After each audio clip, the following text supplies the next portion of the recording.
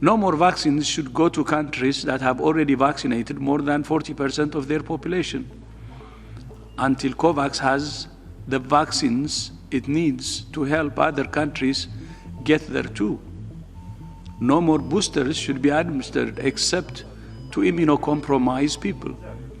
Most countries with high vaccine coverage continue to ignore our call for a global moratorium on boosters at the expense of health workers and vulnerable groups in low-income countries who are still waiting for the first dose.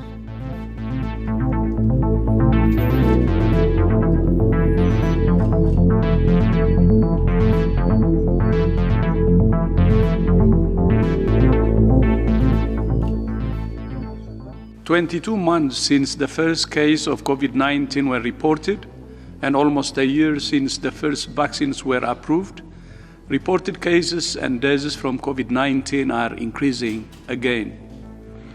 More than 5 million deaths have now been reported, and we know the real number is higher. We're still losing more than 50,000 of our sisters and brothers every week.